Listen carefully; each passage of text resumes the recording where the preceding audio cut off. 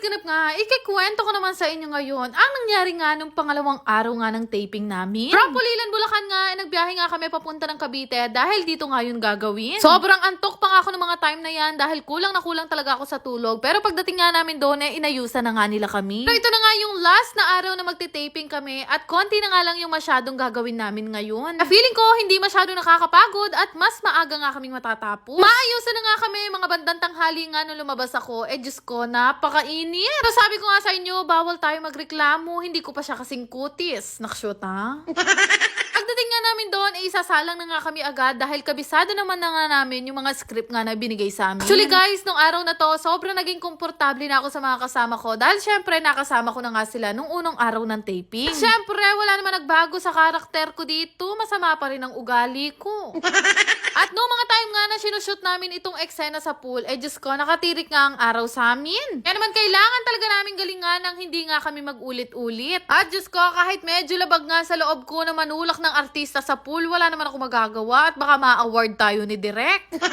Actually, napakarami ko nga nababasang comments na hindi nga daw bagay sa akin maging kontrabida. Ay, nuko, ganito talaga ang problema kapag ka angelic face ka. Charis! Pero ayun nga, hanggang ngayon, hindi pa nga rin ako makapaniwala na napapanood ko na yung sarili ko sa TV. Kakainis nga lang talaga yung pagkatao ko dito sa TV, pero aarte pa ba ako kaysa gawin naman nila akong multo? Alam nyo guys, nahihiya ako sa karakter na ginampanan ko. Nakuha ko pa talaga mambuli ng ubod ng gandang babae ng kakapal ng mukha ko. Pero at least once in a lifetime na experience ko kung gaano pala kahirap mag-artista. Alam niyo yun guys, maniwala kayo sa akin, sobrang hirap ng ginagawa nila. Kasi dati, ang akala ko nga kapag ka-artista ka, napakadali lang ng trabaho. Pero nung nakatrabaho at nakasama ko nga sila, nalaman ko na madalas pala kulang nga sila sa tulog. Fast forward, natapos na nga yung scene na yun at magpapalit na nga kami ng damit dahil ang gagaling talaga ng mga nakakasama ko. Tapos na nga naming suotin itong uniform namin at pinagpalit na nga kami ng mga damit namin gagamitin para nga makipagbardagulan, naksyuta. Ito nga ang scene na to, ang isa sa pinaka-favorite part ko nga na napanood ko nga sa tadhana. Abay, biruin mo yon, kami nga ang tatlong bullies pero kami ang aapi-apihin dito.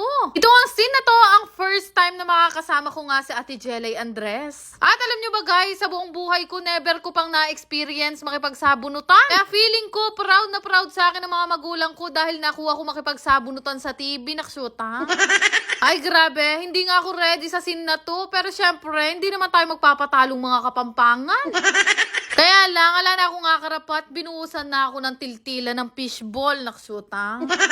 Tapos setup na nga namin to ngayong araw at after noon, uuwi na nga ako ng Bulacan at syempre, ito na nga rin yung huling araw na makakatrabaho ko nga sila. Kaya naman ginalingan ko na nga ng mga time na to at masaya pa rin ako kahit malagkit yung ibinuho sa akin ni Ate Jella.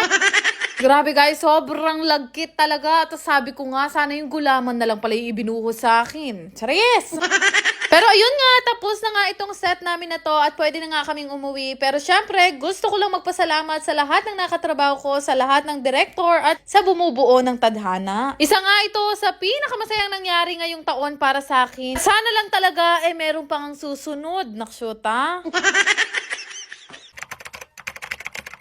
Gusto ko lang i-share sa inyo ang bagong laro na pinaglilibangan ko. Ito nga pala yung Lucky Lion. Alala lang, ito ay mahigpit na pinagbabawal sa mga bata at ito ay libangan lang. Dahil marami nga ako na panalunan kahapon, marami din akong pamimigay na Gcash ngayon sa lahat ng mga magre-register. Register nga kayo gamit ang link na makikita nyo nga sa comment section. Dali lang naman mag-register dito. Ilagay nyo lang ang inyong mga phone number, mag-create ng password at ilagay ang referral ID. After nga nun ay meron na nga kayong account dito sa Lucky Lion at napakarami nyo nga pwedeng pagbili ang laro dito. Pero syempre, bago ang lahat, kakailanganin nyo muna mag-cash in at tuturuan ko nga kayo kung paano. Click nyo nga lang yung plus sign na makikita nyo sa taas at 100 na nga ang minimum, 30,000 naman ang maximum. Kung medyo nahihirapan nga kayo, pwede nyo rin pindutin yung tutorial na makikita nyo nga sa baba. Meron nga ako isang madaling laro na nilalaro dito at feeling ko nga alam nyo yun dahil ito lang naman ang napakadaling toss coin. But kahit sino naman siguro alam kung paano ang mechanics nito dahil dalawa lang naman ang pagpipilian dito, ewan ko na lang talaga kung hindi ka pa manalo. Sobrang daling laruin nito, kaya pati ako, kapag ka naiinip, ginagawa ko talaga tong libangan. Di nga sa pag-withdraw, napakadali lang gawin. Kaya kung ako sa inyo, subukan nyo na rin tong laruin.